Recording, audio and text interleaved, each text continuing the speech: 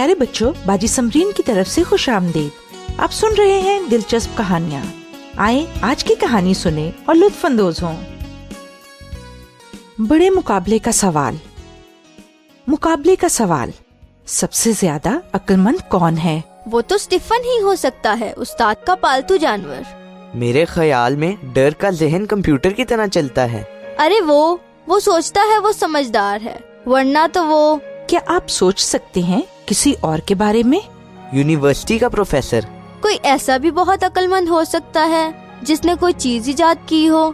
مثال کے طور پر آئنسٹائن یا پھر پیتھاگورس۔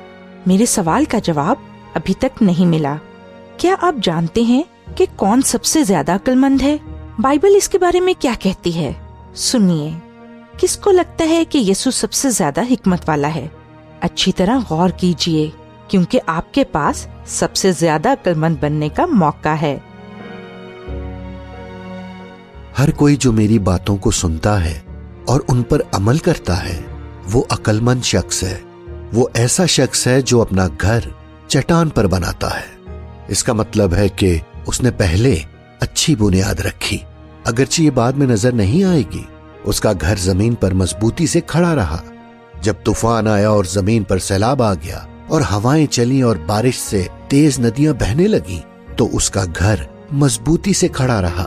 یہ گھر گرا نہیں کیونکہ اس کی بنیاد بہت اچھی تھی۔ لیکن ہر کوئی جو میری باتوں کو سنتا ہے اور اس پر عمل نہیں کرتا وہ بے وقوف ہے۔ وہ اس آدمی جیسا ہے جس نے اپنا گھر ریت پر بنایا۔ جب طوفان آیا اور ہوائیں چلیں تو اس کا گھر مختلف حصوں میں تقسیم ہو گیا۔ اس کا گھر گر گیا اور بہت زیادہ نقصان ہوا۔ وہ لوگ جنہوں نے یسوع کو سنا وہ بہت متاثر ہوئے۔ کسی انسان کے عقل مند ہونے کی علامت نہ تو ایک عنوان، نہ ہی کوئی نشان، نہ ہی کوئی اچھے الفاظ ہو سکتے ہیں۔ تو پھر کیا ہو سکتا ہے؟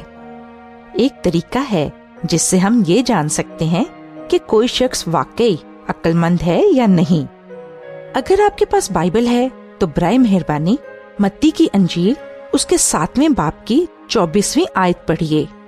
متی کی انجیل اس کے 7ویں باب کی 24ویں آیت میں آپ کو اس مقابلے کا جواب 2 الفاظ میں مل جائے گا۔ کون عقل مند ہے؟ اپنے جواب کے ساتھ مجھ سے رابطہ کیجیے۔